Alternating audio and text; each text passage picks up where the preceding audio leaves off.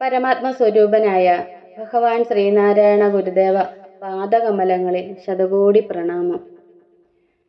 സജ്ജനങ്ങളായ പ്രിയാത്മ സഹോദരരെ, നമ്മൾ ഇന്ന് ആത്മോപദേശ ശതകം 25-ാം മന്ത്രമാണ് മനനത്തിനായി എടുത്തിട്ടുള്ളത്.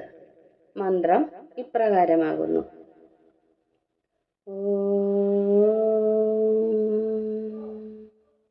ഒരുവനു നല്ലതും അന്യൻ അല്ലലും ചേർപ്പൊരു തൊഴിൽ ആത്മവിരോധി ഓർത്തിടേണം. പരനു പരം പരിതാപം ഏകിടുന്നോർ എരിനരകാപ്തിയിൽ വീണെരിഞ്ഞിടുന്നു.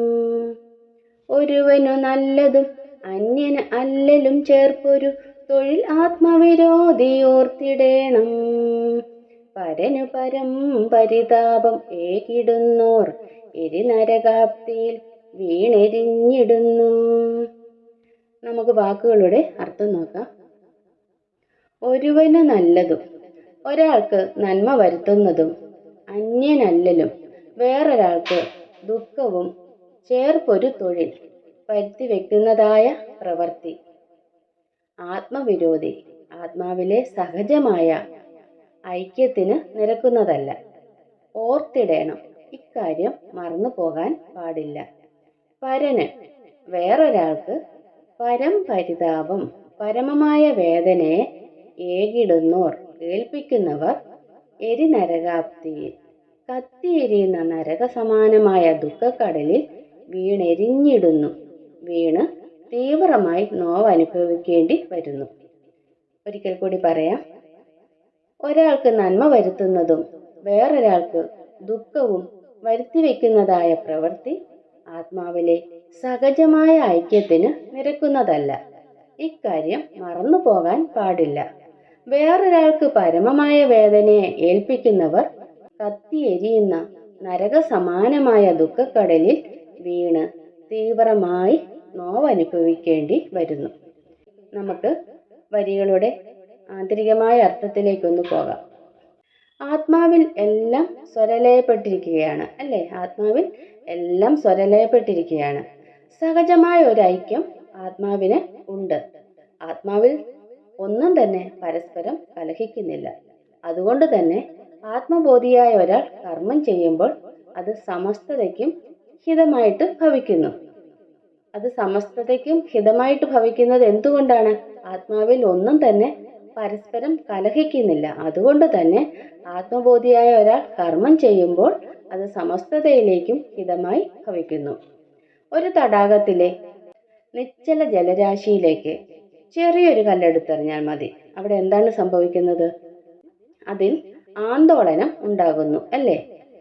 അലമാലകൾ ഉണ്ടാകുന്നത് അതിൻ്റെ സ്വാഭാവികമായ സ്വച്ഛതയിലേക്ക് തിരിച്ചു വരുവാനാണ്.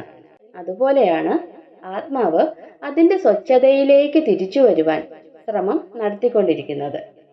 എന്നാൽ പലരിലും ശാരീരികവും മാനസികവുമായ താദാത്മ്യബോധത്താൽ ആത്മൈക്യം നഷ്ടപ്പെടാറുണ്ട്. ഒരാൾക്ക് നന്മ വരുത്തുന്ന പ്രവൃത്തി വേറൊരാൾക്ക് തിന്മ വരുത്താറുണ്ട്, അല്ലേ? അങ്ങനെയുള്ള കർമ്മങ്ങൾ ആത്മാവിൻ്റെ ഐക്യത്തിന് നിരക്കുന്നതല്ല. അതുകൊണ്ട് അതിനെ തൃപ്പാദങ്ങൾ ആത്മവിരോധി എന്ന് പറയുന്നു. ബോധപൂർവം തന്നെ ചിലർ മറ്റുള്ളവർക്ക് ഉപദ്രവം ഏൽപ്പിക്കാറുണ്ട്, അല്ലേ? പലരും പലരെയും പീഡിപ്പിക്കാറുണ്ട്. അതുപോലെ തന്നെ തൻ്റെ സുഖത്തിന് വേണ്ടി വേറൊരുവൻ്റെ ജീവനെ പോലും ഹനിക്കുവാൻ ചിലർ ഉദ്യമിക്കുന്നു. അങ്ങനെയുള്ളവർ കൊടും പാതകികളാണ്, അല്ലേ? നമ്മളിപ്പോൾ നമ്മുടെ സമൂഹത്തിൽ കാണുന്നത് തന്നെ ഇതൊക്കെ തന്നെയല്ലേ? സ്വന്തം സുഖത്തിന് വേണ്ടി മറ്റുള്ളവരെ ഹനിക്കുക, ഇങ്ങനെയുള്ള പ്രവൃത്തികളാണ് ഇന്ന് ഈ സമൂഹത്തിൽ മൊത്തത്തിൽ നടക്കുന്നത്. ഒരുവൻ്റെ കർമ്മം നല്ലതാണെങ്കിൽ നല്ല ഫലത്തെ അവന് കിട്ടും. ചീത്ത കർമ്മം ചെയ്യുന്നവന് സന്താപത്തെ ഉണ്ടാക്കുന്ന ഫലമാണ് ലഭിക്കുന്നത്. നാം ഇന്ന് പല വിധത്തിലും പല ദുഃഖങ്ങളും അനുഭവിക്കുന്നുണ്ട്. ഈ ദുഃഖങ്ങൾക്കെല്ലാം ഹേതുവായത് നമ്മൾ മുമ്പെങ്ങോ ചെയ്ത കർമ്മങ്ങളുടെ ഫലമായിട്ടാണ്.